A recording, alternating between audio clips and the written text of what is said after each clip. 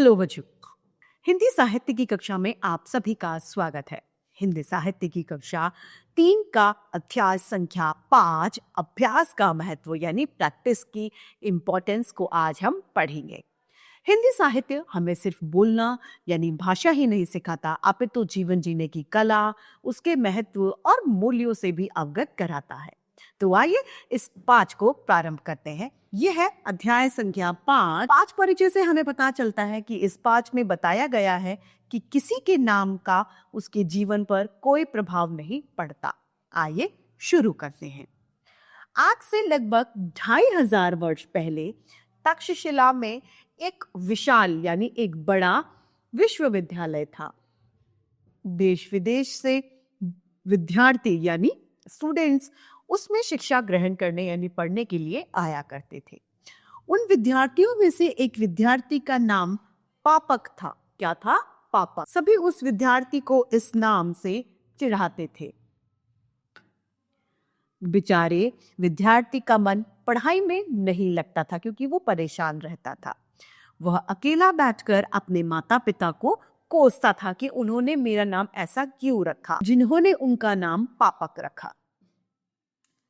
एक दिन दूसरे बच्चे से तंग होकर पापक अपने आचार्य यानी अपने टीचर के पास गया। उसने आचार्य से कहा, आचार्य जी, सभी बच्चे मुझे पापक के नाम से चिढ़ाते हैं। मेरा नाम अच्छा नहीं है, इसीलिए सभी बच्चे मुझे चिढ़ाते हैं, छेड़ते हैं। इस उपहास के कारण पढ़ाई में मेरा मन नहीं लगता। सभी लोग मेरा मजाक बनाते हैं, तो इस वजह से मैं पढ़ाई में अपना ध्यान नहीं दे पाता हूँ।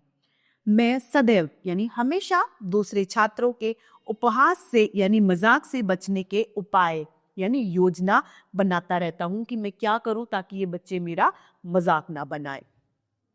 आपसे मेरी प्रार्थना है कि आप मेरा कोई दूसरा नाम बदल दें। आचार्य ने पापक की बात ध्यानपूर्वक यानी ध्यान से सुनी। उन्होंने मुस्कुराकर कहा, वत्स यानी बेटा, तुम्हारा प्रश्न विचारणीय है यानी तुम्हारा जो सवाल है वो सोचने योग्य है। तुम सर्वत्र घूमो यानी हर जगह घूमो, लोगों से मिलो तथा उनसे बातचीत करो। वापस आकर तुम्हें जो भी नाम अच्छा लगे मुझे बता देना। मैं तुम्हारा नाम वही नाम तुम्हारा मैं रख दूंगा। पापक आचार्य यानी गुरु की बात सुनकर बहुत खुश हो गया। वह एक उत्साह के साथ यानी जोश के साथ घूमा। घूमते घूमते उसने एक व्यक्ति को रोते हुए देखा। वह व्यक्ति अपनी आंख पर हाथ रख के जोर जोर से रो रहा था। पापक ने उस आदमी से पूछा कि उसके रोने का कारण क्या है, आखिर तुम क्यों रो रहे हो? उस व्यक्ति ने पापक को बताया, मेरी आंखों में तेज पीड़ा यानी तेज दर्द हो रहा है।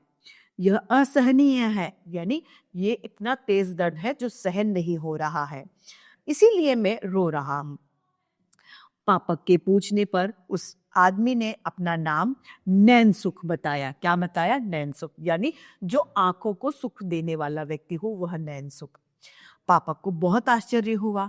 वह सोचने लगा कि नैनसुख नाम होते हुए भी इस व्यक्ति की आंखों में इतनी तेज पीड़ा है, इतना तेज दर्द है। थोड़ा आगे चला, उसने एक दरिद्र यानी गरीब और अत्यंत यानी बहुत दुखी व्यक्ति को देखा, जो गरीब भी था और वो दुखी भी था।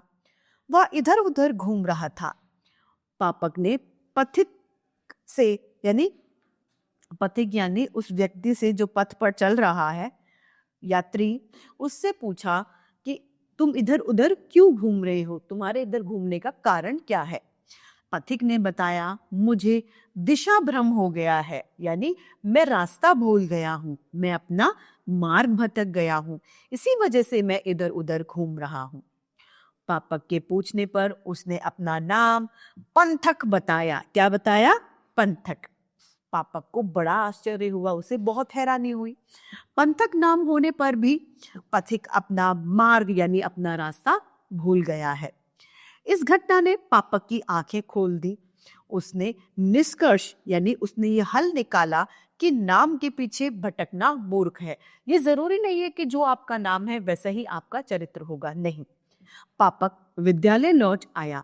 विद्यालय आकर उसने आचार्य ने उससे पूछा, वत्स, क्या कोई अच्छा नाम ढूंढ पाए हो? पापक ने जवाब दिया, आचार्य जी, मुझे अपने नाम परिवर्तन की जरूरत नहीं है, यानी मैं अपना नाम बदलना नहीं चाहता।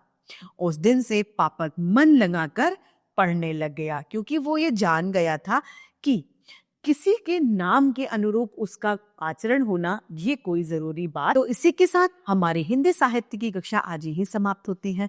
फिर से हिंदी साहित्य में ऐसे रोचक अध्याय लेके आपके सामने प्रस्तुत होते रहेंगे। आज के लिए इतना ही, फिर मिलते हैं। धन्यवाद।